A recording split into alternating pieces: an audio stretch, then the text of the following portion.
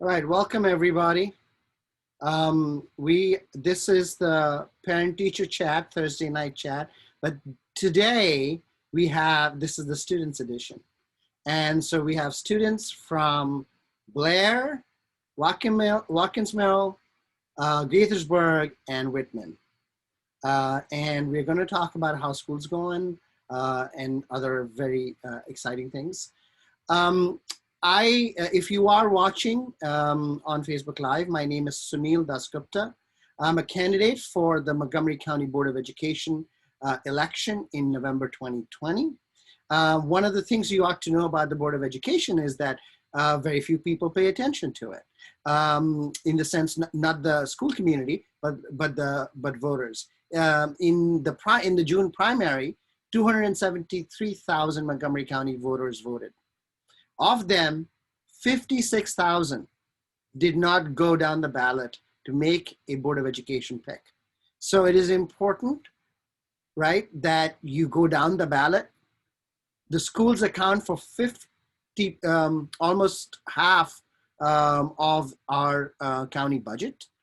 The schools have run 208 schools and this year we have 63,000 students and about 24,000, 25,000 employees. So it's a big system. It's very important that we pay attention to the Board of Education race. All right. That's me. I will throw now to Oliver. Let's start with you. Okay, hey everyone, my name is Oliver Goldman and I'm a senior at Montgomery Blair High School. There I'm in the CAP program, which is a communications art program, and I am one of the co-editors in chief of Silver Chips, which is our print newspaper.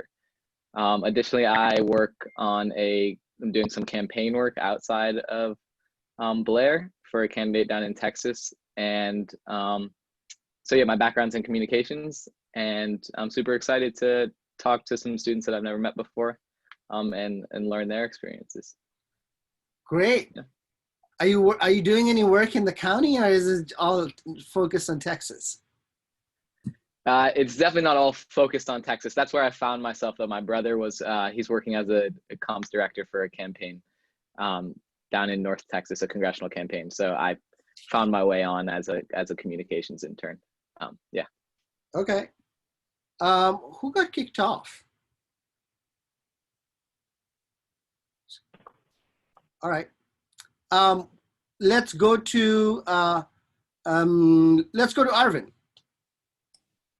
Hi, I'm Arvin Kim. I'm a sophomore at Walt Whitman High School. I'm involved with student organizations in terms of student activism in that realm, as well as in the county regionally and as well as the state, and involved in my own community at my school. I'm very excited to be here and talk with all these students from across our county. All right, welcome, Arvin. I think that is Oscar showing back up in a different name, but we'll find that out. Marika, you want to go next? Sure. Didn't have anything like prepared or anything, but my name is Marika. I go to Blair. I'm a junior, and I've been going there my entire high school career. I've been in Montgomery County my entire education, I guess. So I'd like to say that I'm pretty familiar, the good and the bad. I am I'm a member of the online department in BNC at Blair, which is really fun. I get to collaborate with a bunch of different people on different things. And I have an interest in activism. I'm still figuring out what that looks like though. So I'm looking forward to that. Great, welcome. Oscar?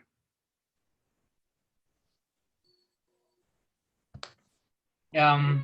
Hi, I'm Oscar. Sorry, I had a little my internet went out and my dad went to go fix it real quick. Well, I'm Oscar. I go to Gaithersburg High School. I'm a junior. I think you guys were talking about what you wanted to do.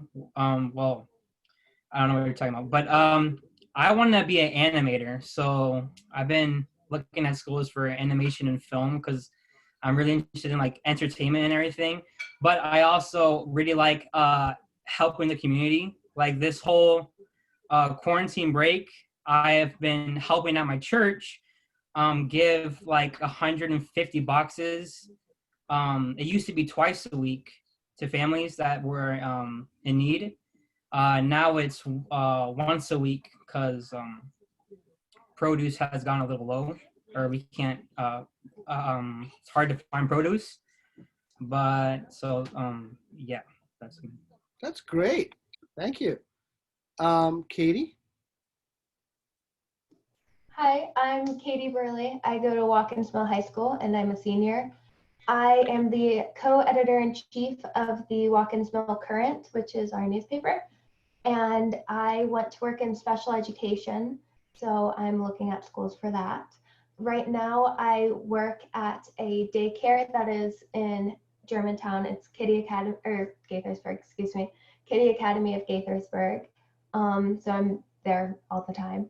And I also want to write a couple books with my journalism background about special education and helping the parents of special ed children. And I think that's about all. That's wonderful. Where do you find the time?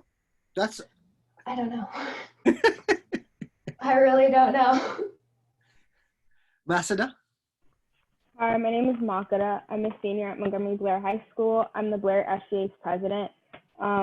Currently, I'm in the Student Advocacy Committee in one of the committees in our Blair SGA, and we're focusing on virtual learning. Right now, we're creating a Google form where we're going to survey kids at Blair about what's good, what's bad, and see how we can improve that.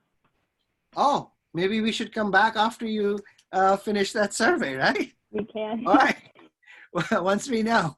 I have a quick question, guys. So when you do SGA or the school newspaper, do you have to take a separate class? I think it depends on the school, but I know for Blair, SGA is a class. It's during 6th period.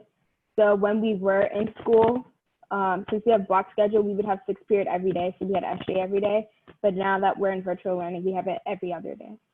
Okay. And if you don't take the class, you can be on SGA, right?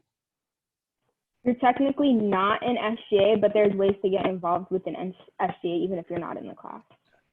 What about the journalism folks? Yeah, for Silver Chips, which is also at Blair, we have a class. So we actually have 2 class periods because our staff is very large. I know, like 80 people, right? More kids. Yeah.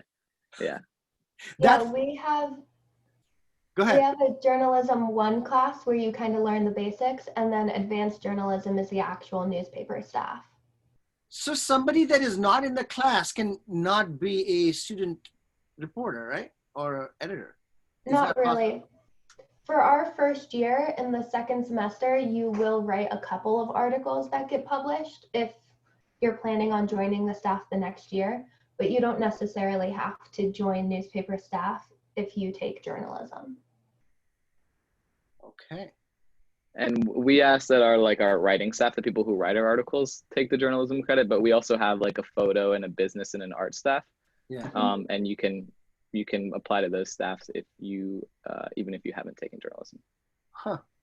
So why I asked this question is that, if your schedule doesn't allow you to take the class, then you can be a student journalist or a SGA person. Right. Is there a way to work around that? I don't know. I'm not expecting an answer right away, but that's been in the back of my mind for some time. Arvind, is MCR SGA also, or that's not at all anything related to class, right? It doesn't take place in class, but as far as the SGAs go, I'm in that boat where I'm not technically in my SGA because my schedule doesn't permit it. So I kind of help out outside of the actual class. But I know other schools, like I think Richard Montgomery, they don't have an actual class, but I think they meet during either after school or during lunch periods. So I know it's a school by school basis on how the SGA meets and operates. All right, thanks a lot. I mean, it's interesting to sort of these nitty gritty details are actually quite interesting. Okay, so let's go around the Zoom and ask how's it going, what's working for you, what is not, and let's start with Marika. Or I can come back to you if you want. Sure. I can go. So probably just like off the top of my head, something that's probably not working for me at the moment is like sometimes frequently my connection will like drop out, and sometimes it'll be hard and like it will interrupt the teacher. If you're like in the middle of a class or something on a Zoom call and the connection like drops out, sometimes the teacher will have to like let you back in, and it'll like stop and interrupt the whole class. Or if there's sometimes like the Zoom link won't work, or the meeting ID and the password won't work for whatever reason. It just doesn't sometimes. And then like you can come late because of that, or you can miss an entire class because it didn't work for like various, it's rough. And it's sort of getting a little bit better, I think, as we use it more for classes, but it's rocky for sure. And something that's working for me, I think, would be having like lectures, because the way that at least Blair, from what I remember, handled like quarantine going directly into virtual learning was really, really bad and very disorganized. And like there was a lot of miscommunications between like the teachers. So a lot of students didn't even know if class was required or not required, or if they could just do the assignments and like da, da, da.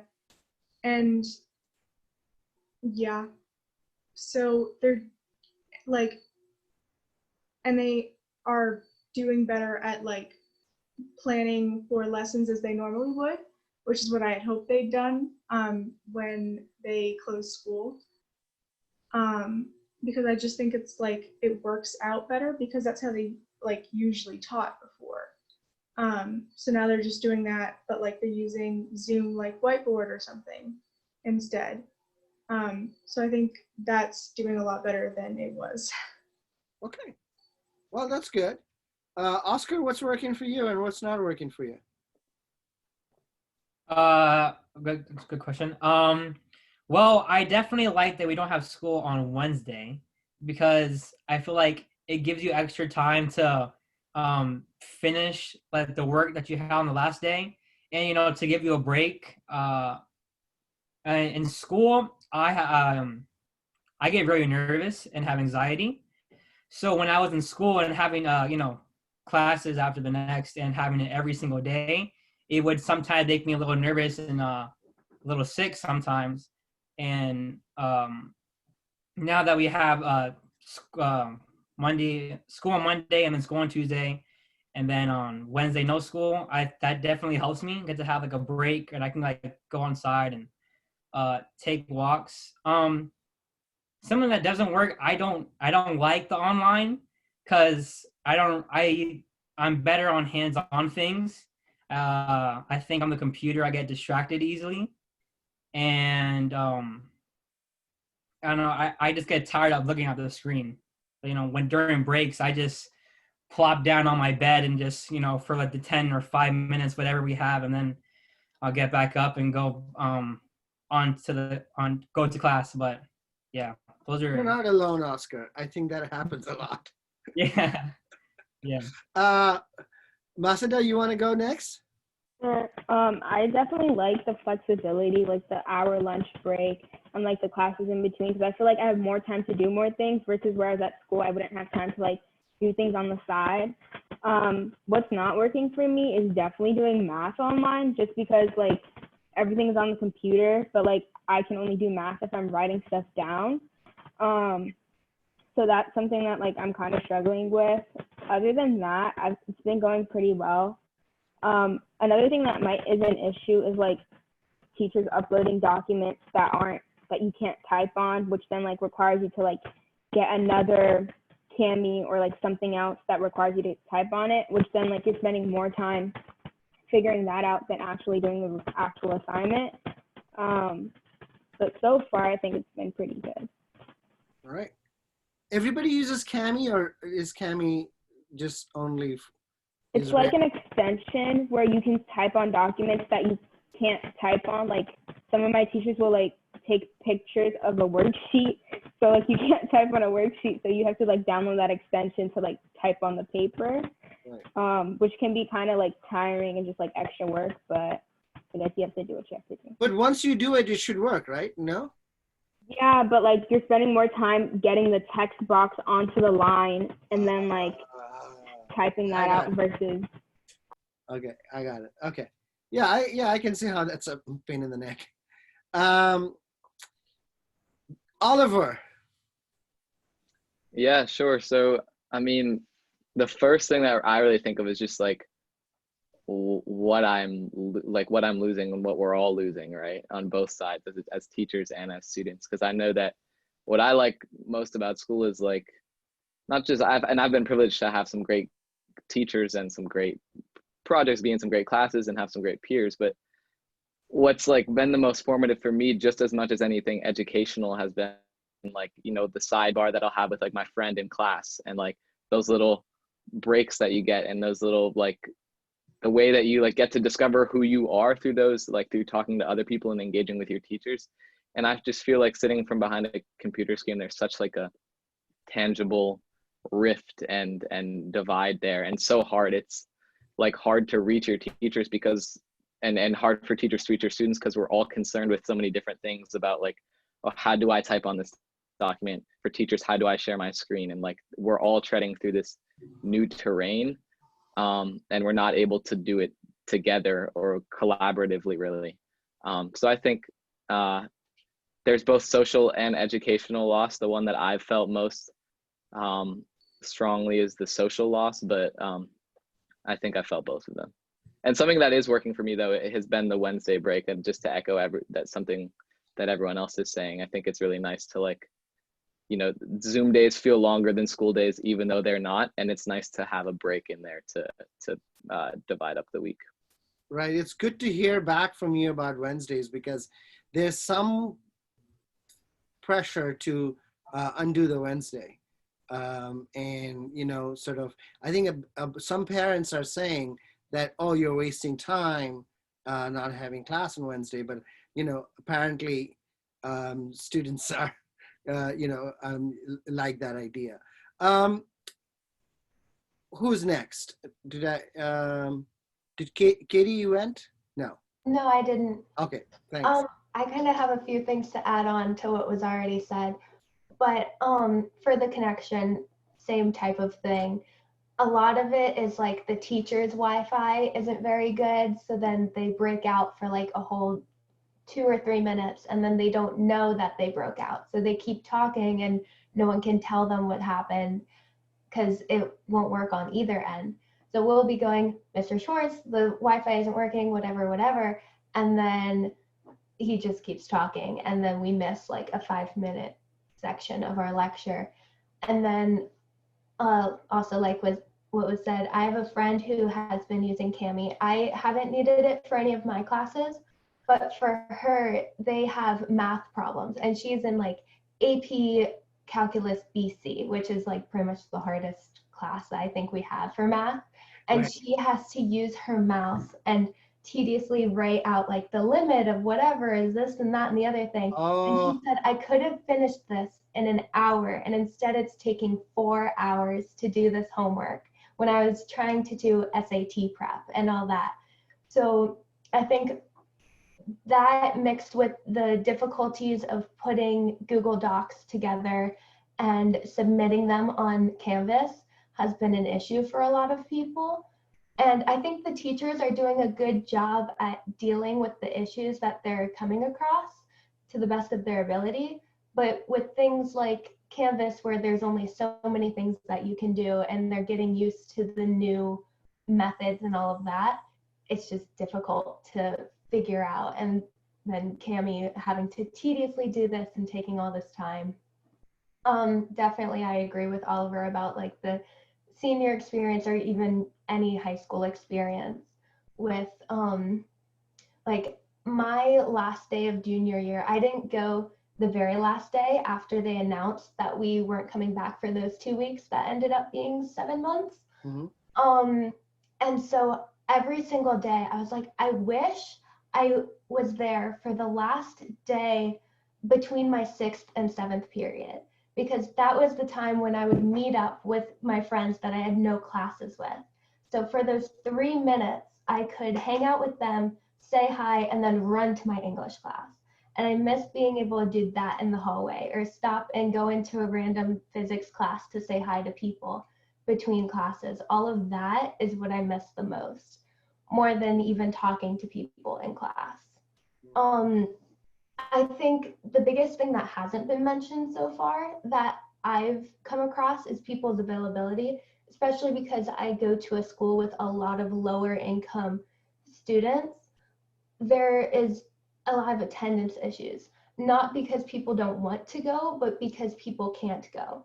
I know a lot of people who work every single day, and they, like, their parents don't make enough money, so they go to work so that they can help pay the bills, and they don't have time with their schedule to go to their 7th or 8th period because they have work and they have to deal with that. And I feel like a little bit more flexibility with that would be helpful. And maybe if there was some type of way to make, like, if we had some type of, I'm trying to think of a way to word it.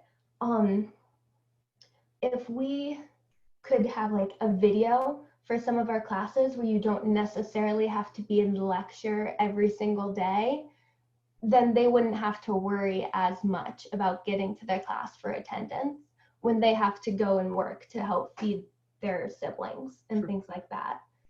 So I feel like that's mainly flexibility when it comes to the schedules.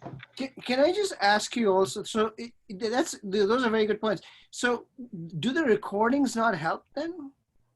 They do have recordings for some classes, the teachers who can figure out how to get the recording up.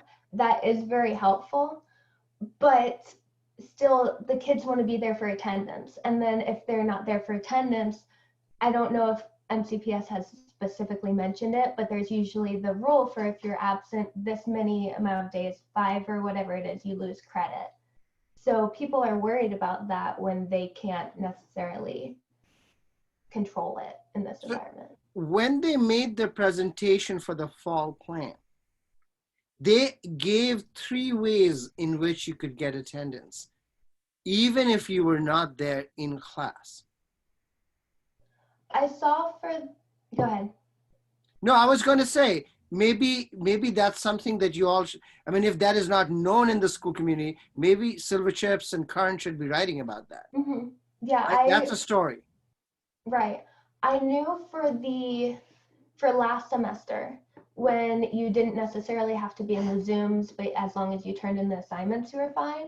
But for the fall, I haven't really heard anything about dealing with specifically like what you were saying, the 3 options. I think one option is to watch the video afterward. Oh, okay. But I don't know how a teacher would know that you watch the video afterwards. So that's that. So I don't know that, but that's a story. I mean, really, ask the teachers, ask the central office people, because they really did say that there were going to be 3 ways to do it. Who am I missing? Who wants to go? I could say something real quick. Okay.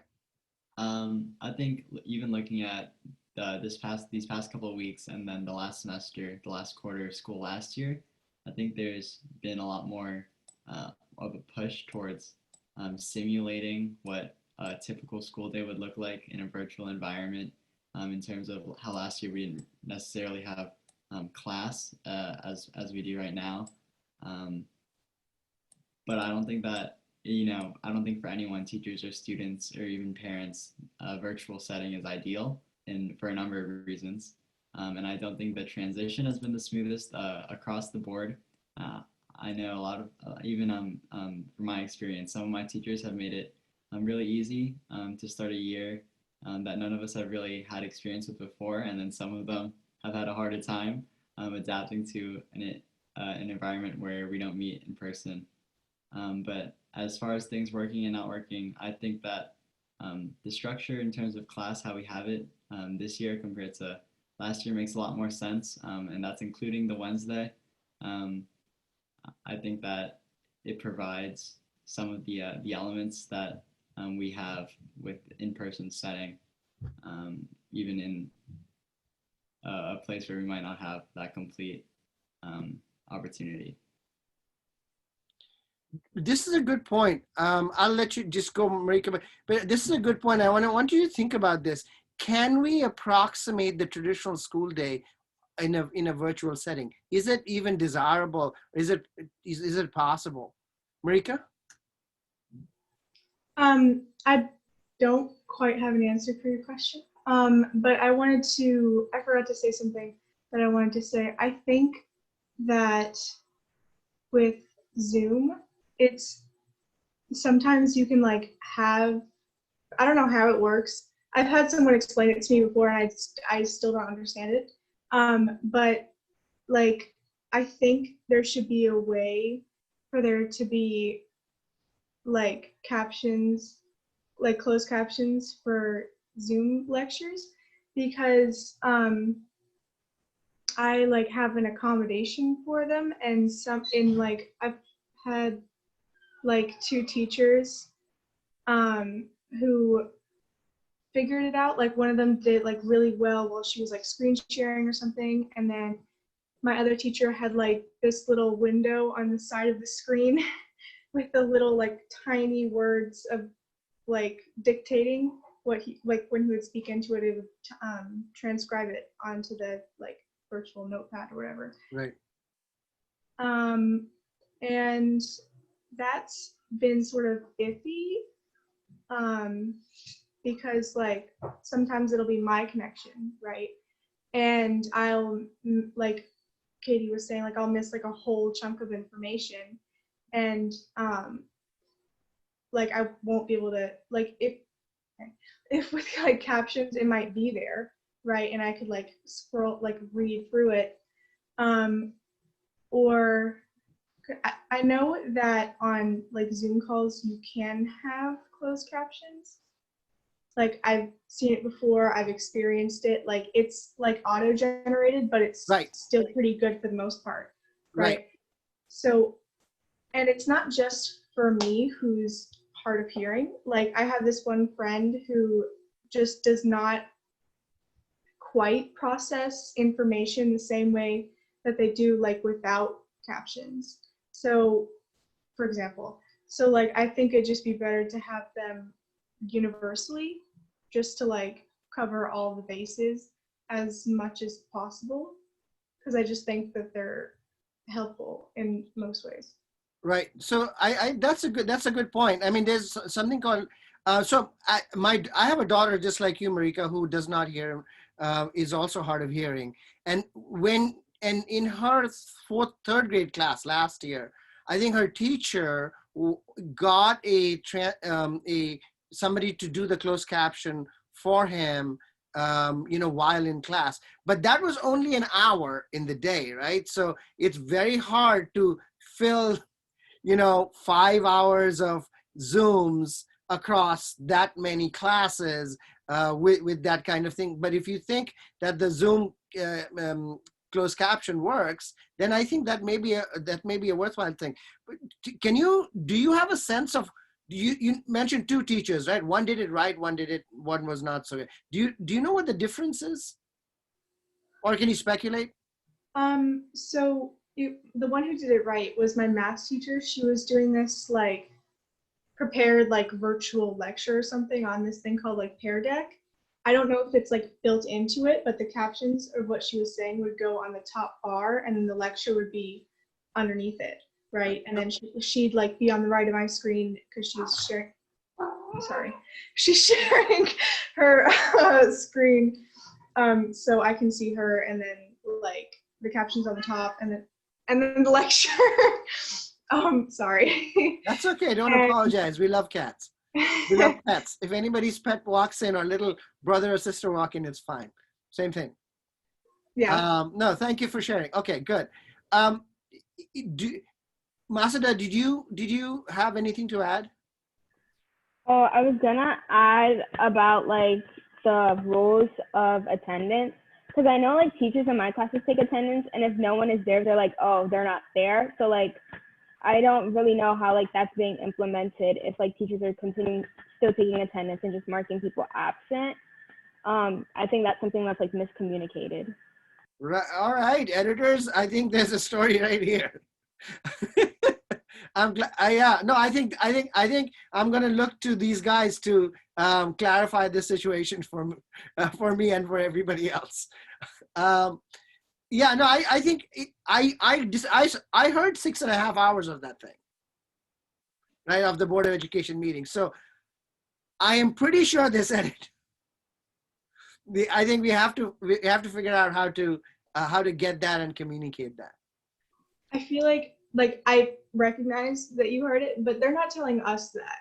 Like that's not information that I feel like they want to share with us.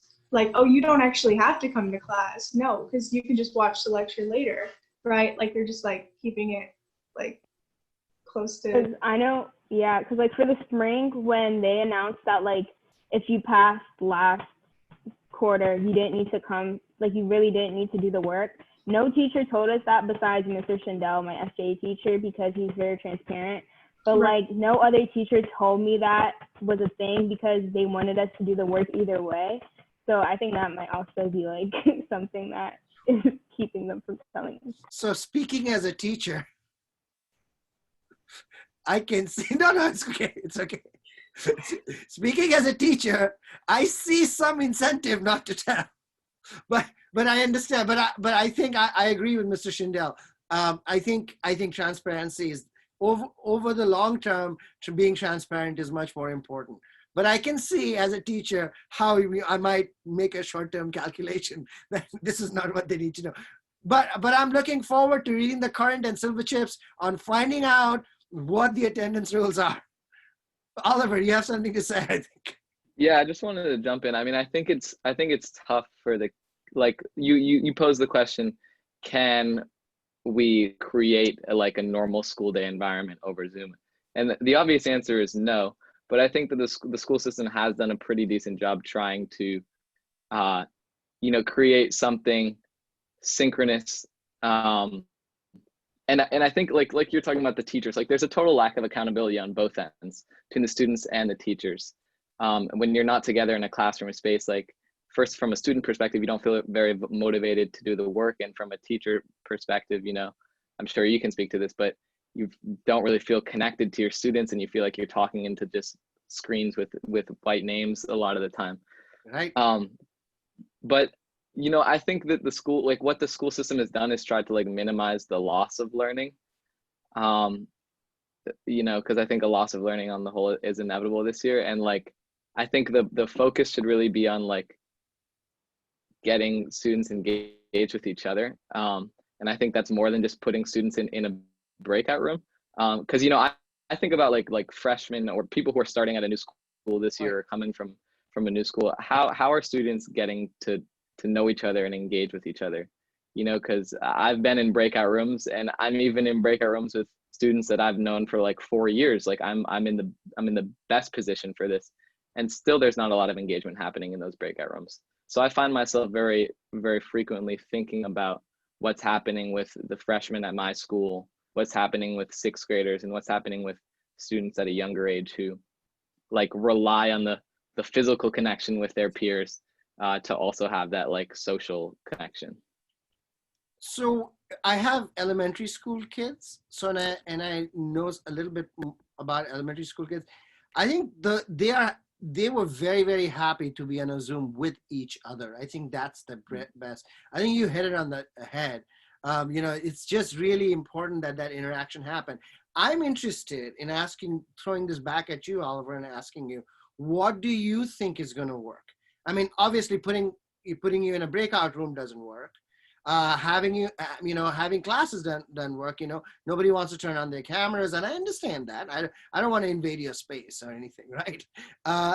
So it is a huge challenge. And what are we to do? How are we to do this? To my mind, my preference would have been to do much more project work, right? And less, and sort of veer away from it. But to do that, teachers need time. I mean, you can't just spring that kind of thing out of the blue, right? That is something that we should have worked on over the summer, and if you had more project work. But I want to hear from you and everybody, actually. What do you think? How do you think we can improve peer-to-peer interaction between students? Maybe because usually when we're in breakout rooms, it's to discuss actual assignments versus just normal conversations.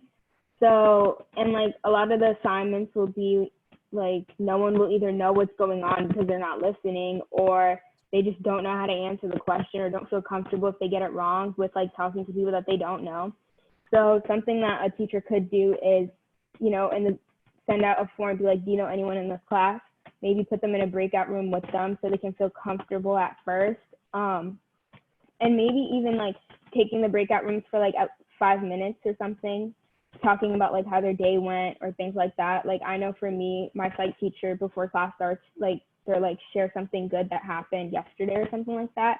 So kind of breaking the ice at the beginning of Zooms will be good, rather than just going straight to okay, this is a lesson for today. Yeah, so that would be my suggestion. Just kind of having the teacher familiar with who you know, who you don't know, so they can figure out how who to put you in breakout rooms with and things like that. Okay, those are good ideas. Anybody else? No, you go ahead. Yeah, I just want to say, I think that while the schools being an institution of learning has been more or less replicating the what we might have in a typical school year, I think that another big part of schools is that schools are what they really are, is a community, and I think it is hard to replicate that if we don't see each other in the most literal sense. And I think that things like time for students to have community building opportunities are important and have value that we should be working towards, rather than kind of saying we have this and this and then focusing on the education. I think the community building aspect of a virtual school year needs to be focused on as well. Yeah, absolutely. I think that's important. I think what we are struggling with, I think most people realize this, but I think we are struggling with ideas of how to do it, right? I mean, what is the context in which that will happen? Where is that time between the 6th and 7th periods, right, Katie? That you could just meet the friends that you're not in class with, right? Where is that? I'd assume that a lot of you are doing this on social media, but seems like that's not exactly replacing what was before, right? Anyway, if you come up with something, if something strikes you and say, hey, let's try this, does the advisory period work for that at all? Or, I mean, is everybody doing advisory periods? You know what I'm talking about? I have advisory periods, but I pretty much don't really know anyone in the class. So they keep trying to be like, so how are you doing? How's your mental state? All of that, which is really good questions to ask. But the problem is we don't know each other and we're tired by the end of the day and we just don't want to talk about it. Right. Okay. I mean, it's like a good intention, but in practice not working. Oscar, you have some ideas about this? Thoughts? Maybe play music? Am I listening to music? Maybe play some music together with friends on Zoom. I don't know. Oh. I'm just thinking. Are you asking me about how like How to connect with your peers. Okay. Well, I'm not really sure. I think it's hard because we're not in person, and I can't think of anything.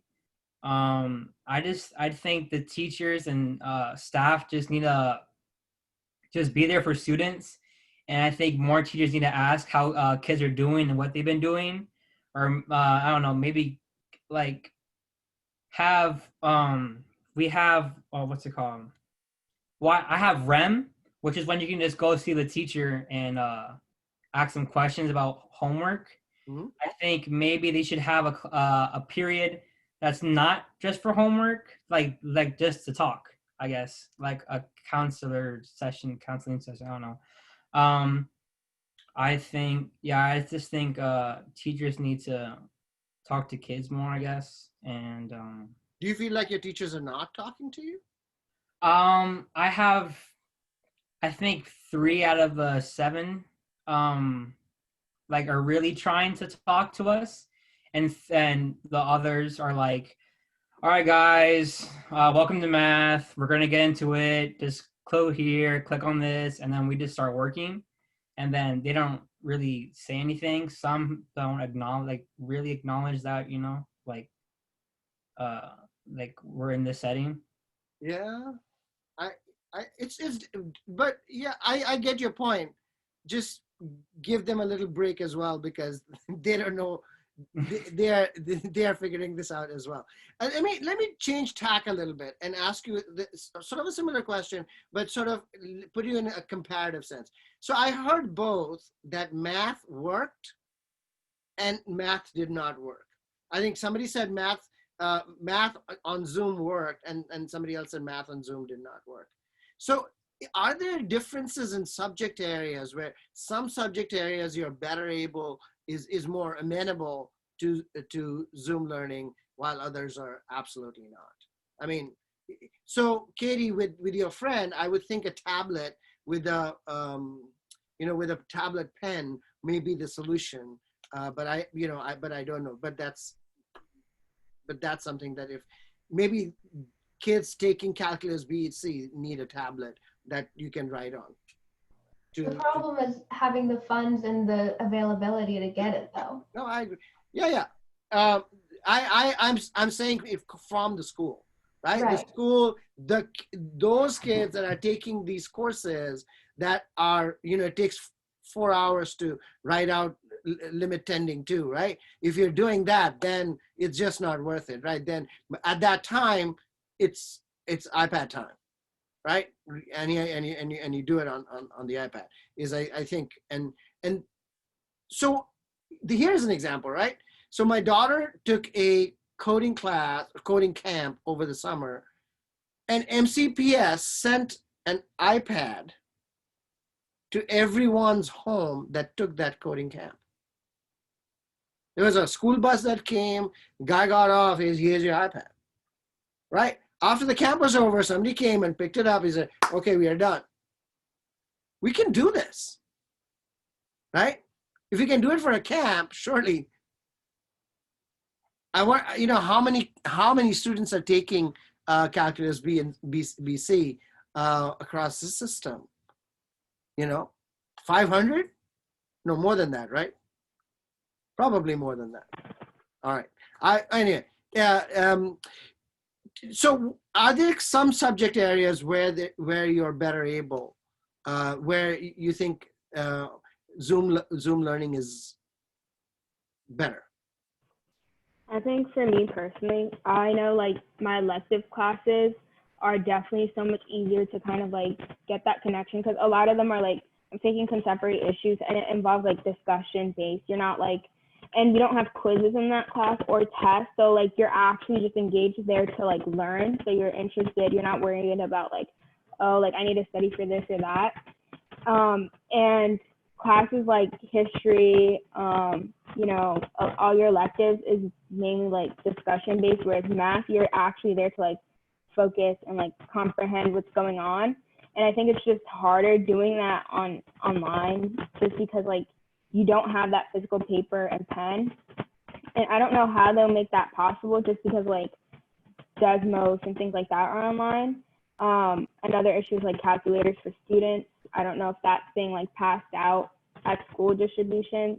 So I think just classes that require more actual learning are the hardest, but the discussion-based classes where like you're more free and open is like less, I wouldn't say harder, but like more engaging. Okay. Yeah, but the thing is to learn in every class, right? I'm hoping that you're learning equally in history as you're in math. Though I take your point, the history is more sort of learning by discussing rather than sort of being instructed. Anybody else with Oliver? You have your mic open. Yeah, so I mean, I think the obvious answer is that like the physical sciences are harder to recreate in a virtual environment than like the social sciences, like Makata said. But Makata, when you like talk about taking a contemporary issues class, I think about something that like Mr. Shindell, who you know, Sunil, tells us a lot in class, and he uses this example that the day after the mass shooting that happened in Nevada last year, you know, the first thing that Mr. Shindell did when he had each of his classes that day was ask that question to his students and talk to his students. And, you know, he posed the question to his students, did your other teachers talk to you about this today? Like, even if it's biology or math or whatever? And the answer was no. And I think that especially now, it's so important that all of our teachers and everything that we're learning is rooted in this like unprecedented time that we're all living through and these challenging times that we're all living through. And I think there's just as much to learn like about who we are and about what we can do in this time than there is to learn about math. And that's not to say either or, but it's to say both, and finding that happy balance and like making sure that there's a connection established. And that I think once that connection is established, it also becomes easier to do something educational. But I think there's the first step there before you can, you know, jump into algebra. Like, I don't know. I find it very hard to sit in my AP literature class and like analyze setting and the function of plot right now. Especially because my teacher hasn't really acknowledged, like I said, made an effort to establish that connection. Yeah, I think Mr. Shindell will be very proud of you, Oliver. Well said. To add on, wait, can I add something on? Yeah. To add on to what Oliver said, yeah, like I definitely think that current events is definitely a big thing right now with everything that's going on, COVID, racial, you know, biases that are going on. Something that SJ is trying to work on is create this teacher partnership committee where students will be able to work with teachers and see how they can incorporate these current events into the curriculum, the current curriculum, not change the curriculum, but just add it on. So like when they're learning science, maybe add like things that are going on with COVID into whatever they're learning, which I think that should be the main focus right now. Like students are not really worried about the actual content that they're learning, more about like, they want to learn more about current events and then see how like what they can do with that to help and things like that, which I think should be the main focus. And that doesn't necessarily mean changing the curriculum. That's something that you can just add on and discuss. Like Mr. Shindell is constantly bringing up like current events, even if it's not a part of like whatever we're learning that day. And I think that should be like something every teacher should do, even if it's not about something common, just kind of like keep students engaged in that sense. That's something that everyone can talk about, even like in math. Like if a teacher doesn't talk about anything math related about a current event, that's something that everyone can kind of like engage into conversation before class. Yeah, and that, again, well said. Thank you. That's to all those teachers who are listening, please take note. Ask your students how they're doing at the beginning of class. Acknowledge if something is going on in the world that and that acknowledgement itself is a way to connect students, not to the class and to things going on outside. Anybody else want to weigh in? Anybody did art class online? Any artists? I don't have. I'm not in the art class, but I do take band, and Right. so I take band and weight training, and uh, like Oliver and I'm not sure how you say your name. Can you is it Makata. Mankada? They were saying how like English and math is a little bit harder to learn over this setting. I think those are a little bit easier compared to like weight training and band, because in band you're all playing together, and now it's just one person, everyone's on mute, one person plays, and then we have to listen, and audio is not very well, so is a little difficult. And like weight training, my teacher today he wanted to share a video but forgot to share a screen, put himself on mute and left, and we could see him watching golf in the background, and we were just there like for like 10 minutes like what are we gonna do? And then he came back and he was like, all right guys, I hope you guys like that video, here's another one. And he still wasn't sharing his screen. He went back to go watch golf, and we were just there doing nothing. So I think those like weight training and band is a little I think those are difficult in this setting. That's unfortunate, Oscar. It is difficult. But in the Sherwood High School, right at the end of last year, their music department or their band teacher, they put together a fantastic piece of work all together, playing from different homes. If you ever get a chance, you should Google them. The Sherwood High School band and Mr. Silverbrook, who's their teacher, did a fantastic job of putting this number together. And I was and Mr. Silverbrook lives close to me, so when I found out, I actually sort of reached out to him and said, well done. This is really possible. But weight training. Anybody, any other ideas about what works and what doesn't in terms of differences between subject areas? I just had a question about weight training.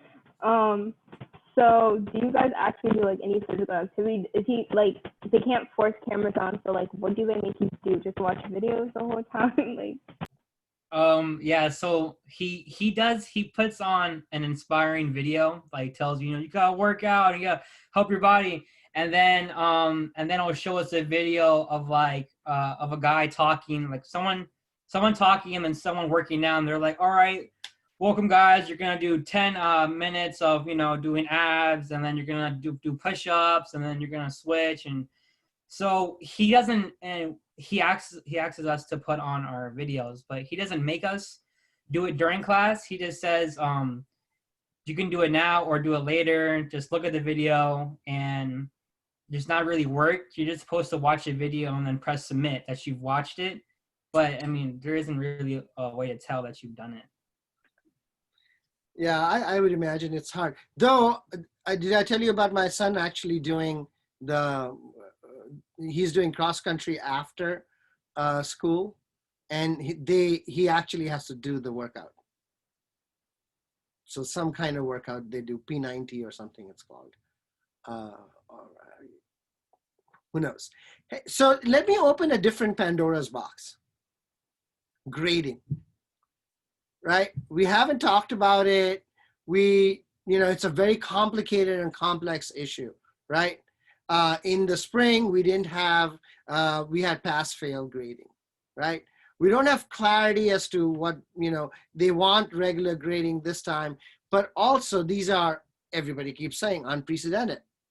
So if it's unprecedented, then what does that mean for grading? What are you guys concerned about when you think about what's going to happen to how you're going to be graded? Attendance apart, we'll figure out we'll come back on the attendance after the stories are published. Anybody on grading? I definitely think I'm less worried about grading. Like, it's not really the top of my priority, especially since my teachers have been like super flexible. They're like, if you, like, they're not going to take off 10% if you turn it in late. Like, they're going to be understanding. But then, you know, you just have to communicate back and forth. And something that I wanted to add on about communicating is like MCPS having 2 different emails for teachers, the .net and .org. More now, Synergy and Canvas.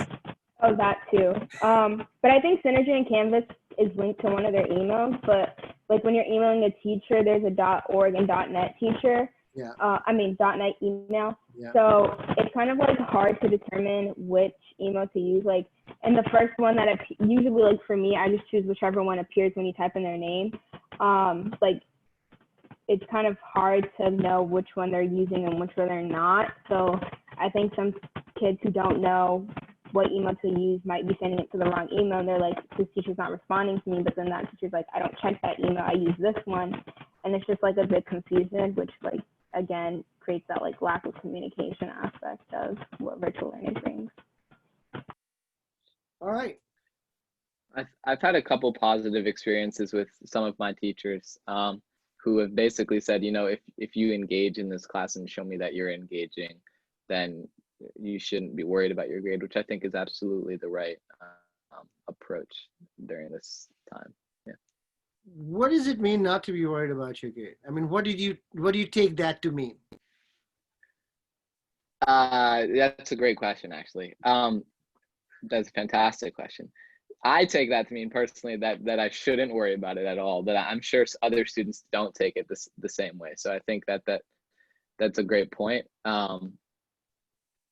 Yeah, I mean, I think the point though that I'm trying to make, the positive experience that I had, is that the teachers' emphasis and what they're looking for isn't necessarily in the assignment completion or the timeliness of assignments or keeping up to date with things. It's more about like, you know, being present and showing that you're making an effort, even if that effort is something entirely different, looks entirely different than what another student is doing.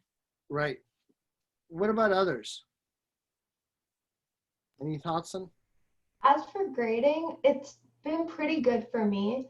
I feel like it's probably helpful that Synergy goes directly, or the assignments go directly from Canvas to Synergy, even though it is very, very difficult for our teachers to figure out what's happening right now, especially for attendance. All my teachers go, I have no idea what's happening, and this is very difficult, but we'll figure it out. But as for flexibility, like has already been mentioned, and just being able to submit assignments has been going pretty well so far, probably better than I expected, if I'm being honest. Yeah. But I mean, I don't really have many complaints for grading at this time. The reason, no, I'm not asking for complaints. I'm asking for what's working and what's not. So the reason I'm asking is really, you know, especially for seniors, you're going to go to college, right? The colleges look at grades. And do you think then if grades are somehow diluted or somehow compromised, do you think that might have an impact down the you know, in college? So there's a balance here, right? You want to have grace before, you know, deadlines, right? That we all agree. I think but also there's a point that you all are, you know, many of you are seniors, and you need, you know, you need your transcripts to be strong to get your college choices and all of that. So what is the balance? I'm not asking for complaints. It's great that it's working for you, and I'm so happy that, you know, teachers are being flexible.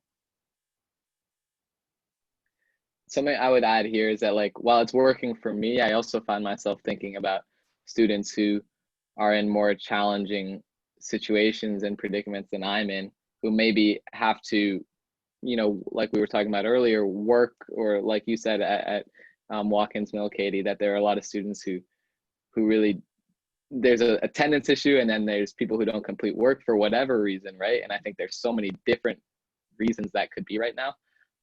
And how, you know, a year from now, how that hole in the transcript or that drop off or whatever, how that gets explained and cleared up, and what effect that has, what lingering effects that has. Hopefully colleges, including mine, right, are going to understand this, right? Obviously, we don't live outside the world that you live in. We live in the same world. So we are going to be understanding of what we will understand that. But I think there's a fear among some students and even more than students, maybe among some parents about, how you explain this whole. And I think that's what I was trying to get at. But mostly, I mean, what's one of the great outcomes of one of the silver linings of COVID is that so many schools don't want the SATs anymore, right? Isn't that a great thing? Because we've suddenly found out that we've broken the monopoly that College Board has. And also with like transcripts, a lot of college admissions have even said they have added a COVID question section where you can explain, like, last year if you did really bad with online learning, that's like a section for you to really explain why. And Council is supposed to submit a school profile which will like explain like everything that happened before COVID, like the classes, the rules, and all that. And then with COVID, it'll have like the updated like grading policy and all that thing. So I don't think it should be that big of a worry. And for seniors, I mean, you send in your transcripts before senior years, like even before the first quarter ends. So I don't really think like that's a big issue for seniors. And for juniors, it shouldn't be that big because I'm sure that they can express that to colleges in the academic portion that they have. And as for SATs, it's definitely a great thing that they've made it test optional. It should be test optional from this point moving forward anyways. And I think a lot of students feel like they have to submit the SAT even though it's test optional because it's just so rooted into like what it's just like a new change. Like Ivy Leagues aren't requiring SAT and everyone's like, like this might be a catch, like something's up. But that's not the case because I don't think people fail to realize like these people are real people. They're living through the situation that we're living in as well. And there's just like so many ways for you to like express yourself to like the college people. That's not something that people should be worrying about right now. Okay, thank you. We talked a little bit about recordings. Anybody concerned about cameras being, I know cameras are very good. I mean, teachers prefer to have cameras on because they can see you and engage. But anybody have sort of privacy concerns about cameras and recordings? And how have you resolved that? Or not resolved that?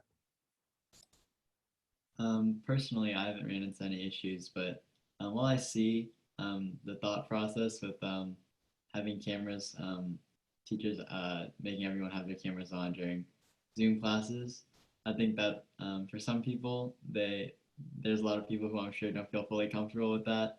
And there are people who, despite that, still sit in the class with their cameras off. And I guess while I'm sure it has its value, I don't 100% think that it's fully served. Requiring cameras is fully served what it was intended to. I think that even if your camera's on, you're not necessarily engaged in the class. And the other way around, your camera can be on and you can still be engaged in the class. I don't think that cameras being required makes 100% sense to me. Good. Good to know. Anybody else feel strongly about cameras and recordings, or you're like, whatever, I'm Gen Z, I don't care about all of this? Me and my dad actually talked about this last night after back to school night, which we had yesterday. He realized that a teacher finally gave him like a legitimate reason why they shouldn't allow cameras, because before he was like, yeah, okay, I get it, privacy, like, okay, sure. And then he kind of had this epiphany where it's like, you don't know what's actually happening in someone's house. And there are moments where it's like, yeah, that you can say move to another room, but what if you don't have another room to move to? What if you're also helping your sibling? What if, very extreme, terrible example, but what if your mom is getting abused by your dad? And the scenario is either you have your camera on and have people see it, and nothing happens, or something happens and it still continues, or you stop showing up to school because you don't want to have your camera on and because you don't want people seeing that. And he's kind of like, it's gonna have, like, as terrible as it is, things are gonna happen no matter what. And it's a matter of if you want them to stop coming to school because of the risk of someone seeing your house or your living environment, or if it's just have your camera off and at least still be able to get an education. Yeah, and this is something that happens in my class all the time, right? Half the class is camera off, maybe listening, maybe not, I don't know. And the other half has camera on, and then we're going to have a conversation. So, but I do not think mandatory cameras is the way to go. I think, as much as I'd like students to turn on their cameras, I'm not going to enforce it. It's not a fight that I want. It's not worth it. And certainly in the hypothetical case that you brought up, Katie, I certainly, would be very cautious about, but there's an argument to be made that, oh, we need to look at students to make sure that they're okay. Yes, but I think the most vulnerable will not even turn on their will not even log on then. So at least we are getting log on. So since we are in this realm of, questions, I did want to bring up the Instagram accounts from the spring and the fall, right? And these are, I'm talking about the anti-racism ones and the anti-assault and harassment ones, right? I'm sure you are following these things very, very closely. I'm sure you are, people that are writing these things. I want to get a sense of, where do you think we ought to go? Do you think that the system is responding? The schools are responding, the school officials are responding well? Where do you think we are falling? What should we be doing? It's a difficult question, and I understand that if you want to skip it or something, but this has been on my mind, and I want to make sure that I hear from as many of you about this as possible. With the sexual harassment and assault posts, honestly, I think if we weren't at home, that wouldn't happen. I feel like since we weren't home, people were more like, just kind of like, it was just so random. And a lot of the incidents that happened were from if they happened or not, I'm not going to assume, but they were from a while ago, and it was just very out of the blue. And I think for me personally, I like to hear both sides of the story, and a lot of them were just one side of the story, and people were believe whoever exposed the person, and then there was this whole cancel culture thing and stuff, which I just don't believe in cancel culture. I think it's important to see both sides of the story, see where it came from. And I think a lot of people were just kind of confused on what sexual harassment and assault really is, at least from my perspective. Some of the stories that I read, to me, didn't really sound like sexual harassment or assault. But then again, I don't know the full story, so I'm not gonna assume. But I just feel there was just a whole thing with that. And principals, I know for Blair at least, there was a whole incident where the principal was not saying anything, but I don't know, you don't know what's happening behind the screen. You don't know if the superintendent told her not to say anything. You don't know if she's just not allowed to. What can a principal do? The principal just can't solve the incident. It's something that needs to be reported, and there's just a whole procedure for it. So I don't know, I feel that situation was very messy, and it was just annoying to on social media during that time period, because that's all you saw, and it's just draining. Sometimes you just don't want to see that constantly, and you just don't know what's going on. It's confusing. Well, so do you think then that there should be some sort of formal process that can be put in place? I'm sure there are things happening behind the scenes, right? I'm talking about something that is visible to the people that are reporting, so that they feel that they are heard.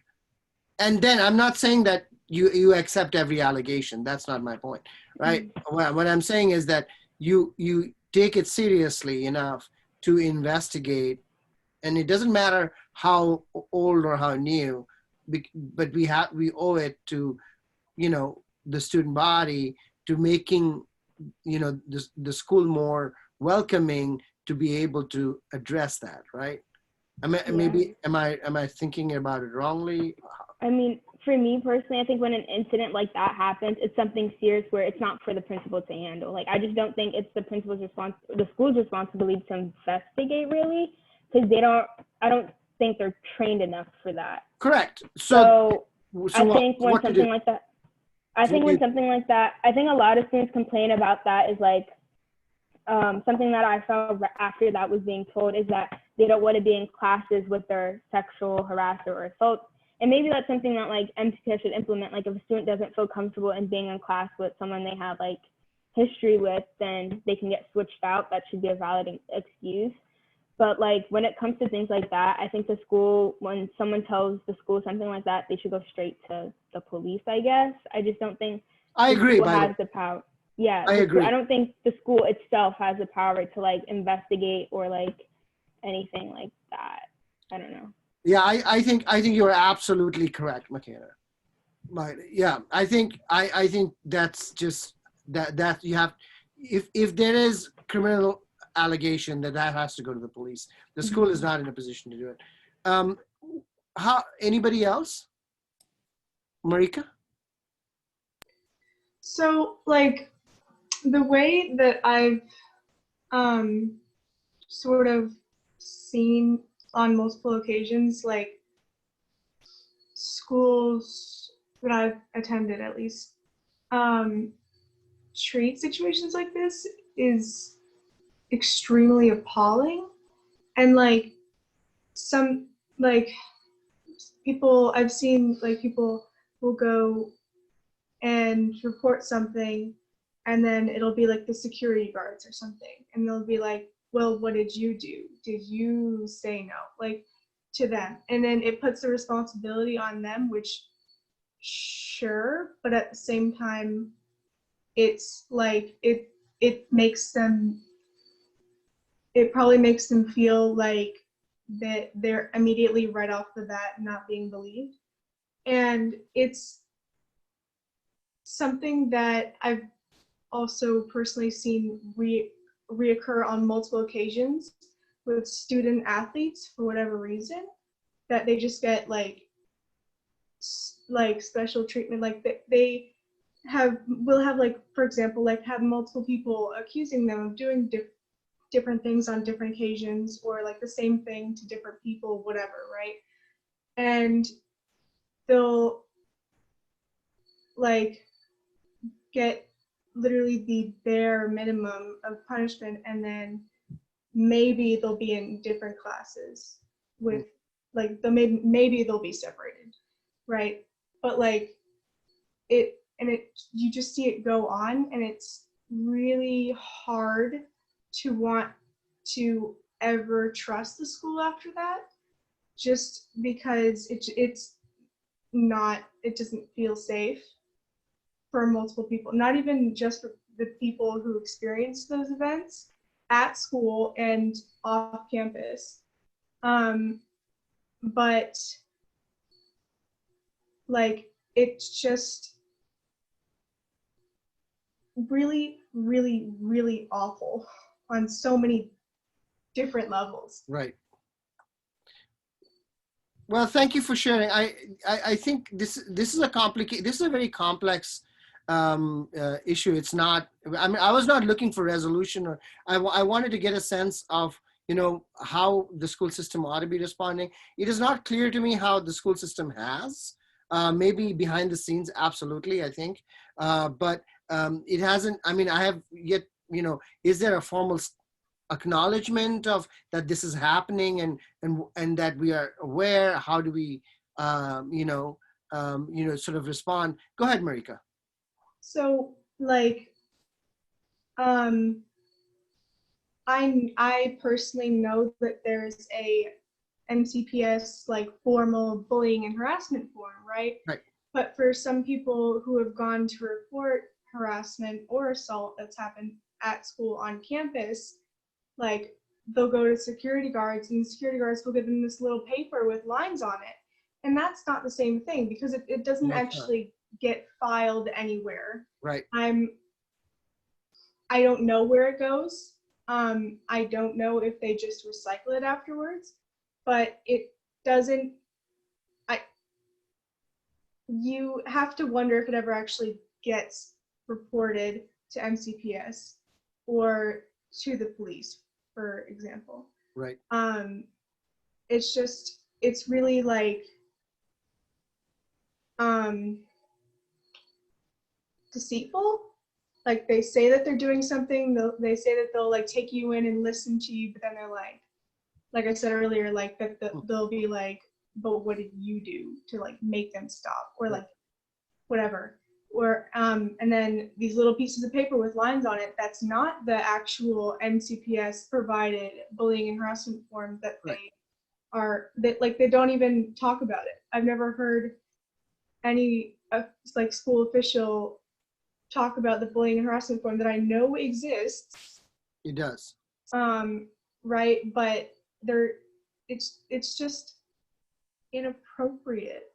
I think so. To the extent that there are many students thinking about this and thinking on these lines, I think there's some sort of redressal that is necessary, and at least the fact that the bullying and harassment form should be made available. Oliver, you were trying to say something.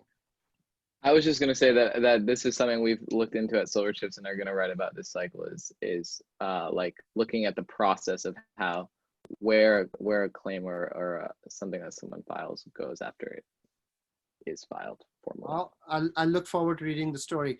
All right, we have almost one last minute left. Do you have any questions for me, by the way? I forgot to ask that.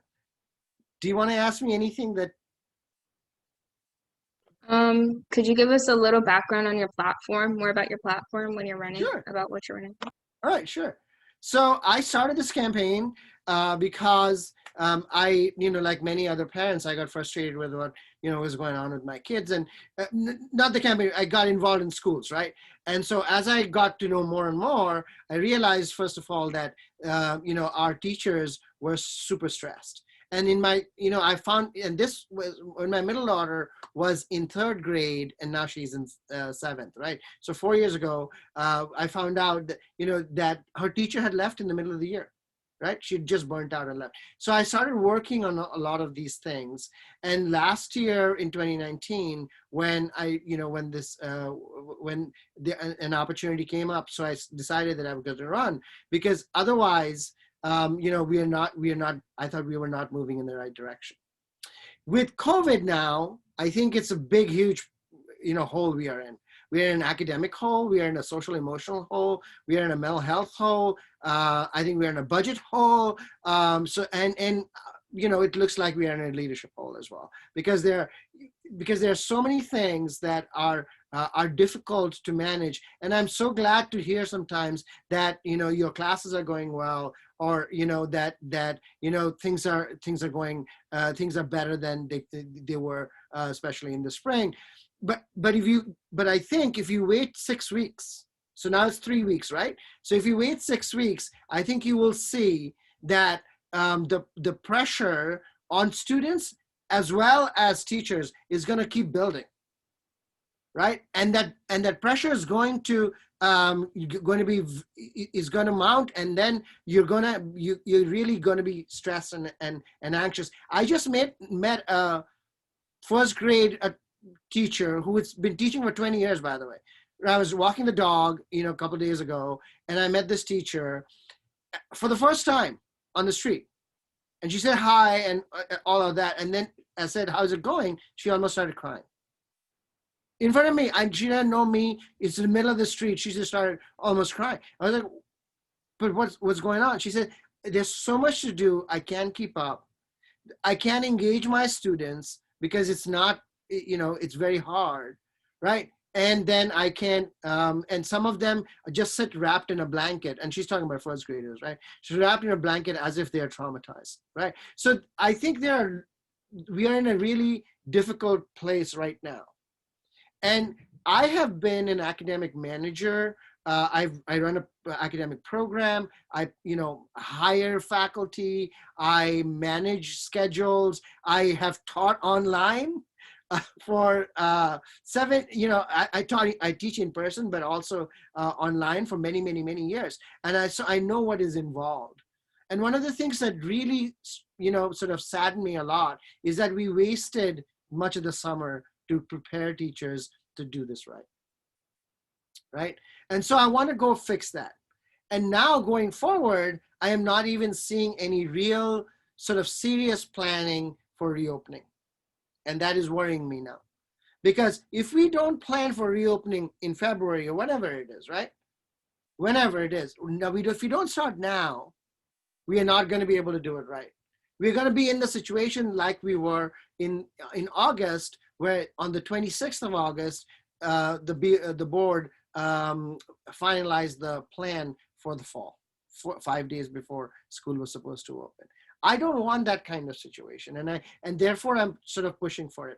I would like to have more equity in the school system, and I'm a great supporter of the school boundary plan. I've written tons and tons of it. So if you are interested in education policy writing, please just go to my website. It's sunildasgupta.com. I think it's on the virtual screen that I have, and check it out. So that's a really short intro. I hope that sort of answers some of the questions, but I'm happy, just email me and I'll talk more. I'll talk your ear off on this. Marika, you were trying to ask a question, I think. Really quickly, what are your thoughts about school resource officers? So my personal thoughts about school resource officers is that we don't need police officers with guns in schools, right? And I've always said this for a long time. And the reason why it is that if you look, so you look at why they are there, why they are supposedly there, right? Again, to defend against an active shooter. Well, a single police officer is not going to be able to do very much against an active shooter, especially an active shooter that knows the school building well, and that's a big problem. If you look at Parkland, the SRO didn't do much. Going all the way back to Columbine, the SRO had gone for lunch. So, and then even only 23 of our 25 high schools are covered, right? So some of our high schools are not covered by SROs. So that's the first thing. The second thing that I think about when I think about school resource officers, they say, oh, they provide mentorship, they do this and they do that. And to me, it's better to have resource counselors and school psychologists and pay them instead, rather than having somebody with a gun and badge and uniform inside the school. And the third thing that I'm really it struck me with the Instagram thing is that, well, there so many of the Instagram posts also say that they had reported these things to school. Could it be that the school referred it to an SRO, right? And that was considered referral outside, but the SRO sort of did not, acted on it in school, and it didn't go to the police department. Could that have happened? I'm not sure, and I want to look very closely at that. So for all those reasons, I don't support an SRO program. And in the end, also the consequences are very different, right?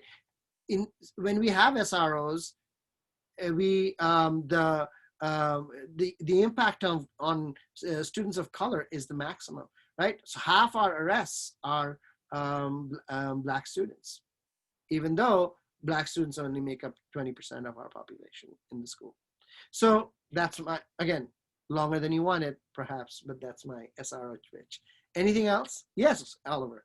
I just wanted to say that at my school at Blair, there's some really striking numbers. That 8.9 Black students are 8.9 times as likely to be suspended than white students. And I just wanted to thank you, Sunil. I know you talked about how this is such a difficult time, and I think that I've taken a step back and looked at it, and I know some of my teachers have said this too and made me think about it. but this is all making us better, and we're having these critical conversations about equity and about engaging with students and about curricular changes. And I think that these conversations right here and these things that we're talking about are really that's the groundwork of that. So I think that thank you for like letting us all come in and talk to you. I think it means a lot to me. You can come back anytime, any Thursday. Just email me first. Second, I want to come out of this stronger. I want to come out of this not with the old normal. I want to come out of this in a very different place where we don't have to deal with the old problems that we were faced with for long, right? And I need your help, right? I need your help in the sense that you have to be you are the most influential voice of change. I can shout and say, oh, we got to change this, we got to change that. But when students say it and you say it together, I think you have the greatest impact. So thank you for coming on. I honestly mean this. Any Thursday, you want to come back. I think we're going to do a special one on Watkinsville, right, Katie? All right. Any other school that is interested in coming as a school, let me know. All right. Thank you, everybody. Have a good night. Have a good night. Thank you so much. Thank you. Yep. Thank you. Bye.